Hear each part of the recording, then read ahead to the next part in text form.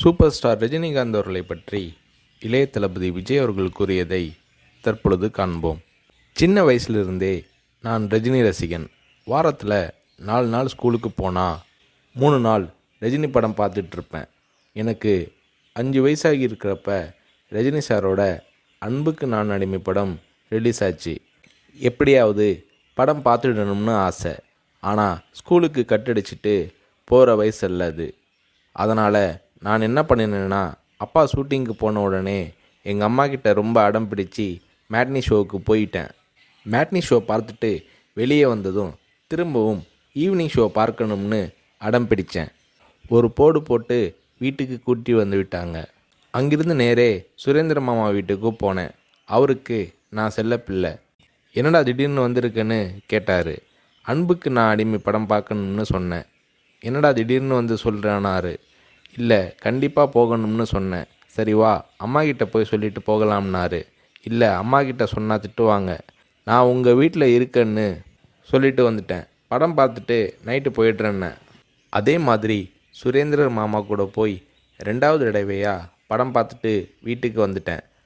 அப்படியும் சும்மா இருக்கலை. ஷூட்டிங் முடிஞ்சிட்டு 9 மணிக்கு அப்பா வந்தார்.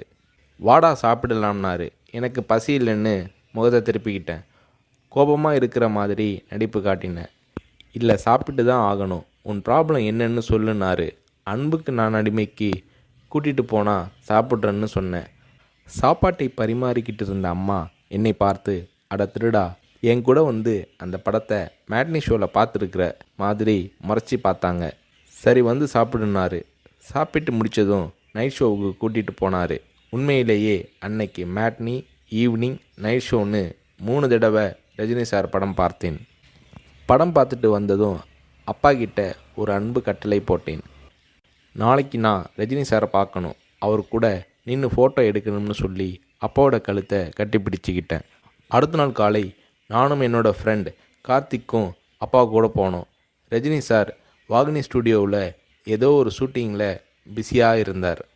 நான் ரஜினி சாரை நேரடியாக பார்க்கிறது அதுதான் முதல் தடவை. எப்படி ரஜினி சார்கிட்ட பேசுகிறதுன்னு பயந்துக்கிட்டு இருந்தேன். அவர் கூட்டிகிட்டு போய் அன்பாக பேசினார். அப்படியே என்னை தன்னோட மடியில் உட்கார வச்சுக்கிட்டு என்ன படிக்கிறேன்னு கேட்டார். சொன்னேன், நான் உங்கள் கூட நின்று ஃபோட்டோ எடுக்கணும்னு சொன்னேன். சிரிச்சுக்கிட்டே என் கன்னத்தை தட்டி கொடுத்து எங்களை அணைச்சிக்கிட்டு ஃபோட்டோவுக்கு போஸ் கொடுத்தார். என்னால் மறக்க முடியாது அந்த இனிய நாளை, அவரது அன்பான அரவணைப்பை. வீட்டுக்கு வந்ததும், அப்பா நீங்கள் பெரிய டைரக்டர்னு சொல்கிறாங்க, ஆனால் என்னால் உங்களை டைரக்டராக ஏற்றுக்க முடியாது. எப்போ எங்கள் தலைவர் ரஜினியை வச்சு டைரக்ட் பண்ணுறீங்களோ அன்னைக்கு தான் உங்களை டைரக்டராக ஏற்றுக்குவேன்னு சொன்னேன். அப்பா என்னை பார்த்தாரு.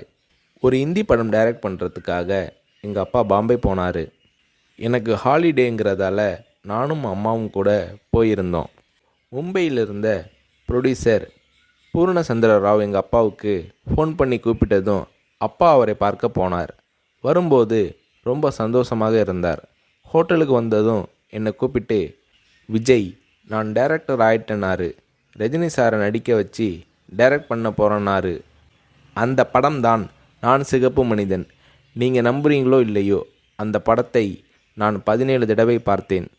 நடிக்கணும்னு ஆசைப்படுறியே, உனக்கு நடிப்பை பற்றி என்ன தெரியும்னு எங்கள் அப்பா கேட்டதும் உடனே அப்போதே ஒரு சீன் நடித்து காட்டினேன். அது என்ன சீன் தெரியுமா? அண்ணாமலை படத்தில் ரஜினி சார் பேசிய பெரிய டைலாக் சீன். நான் ரஜினி ரசிகனாக இருந்ததால் அவரோட பல வசனங்களை மனப்பாடம் பண்ணி வச்சுருந்தேன்.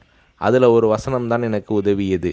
ரஜினி சார் சரத்பாபுவை பார்த்து தொடையில் தட்டிக்கிட்டு கோபமாக பேசுவாரே, அந்த வசனத்தை நான் பேசி நடிக்கிறத கொஞ்ச நேரம் அப்படியே கூர்ந்து கவனிச்ச எங்கள் அப்பா என்னை பக்கத்தில் கூப்பிட்டு, நாளைக்கு உனக்கு மேக்கப் டெஸ்ட் எடுக்கிறேன்னாரு.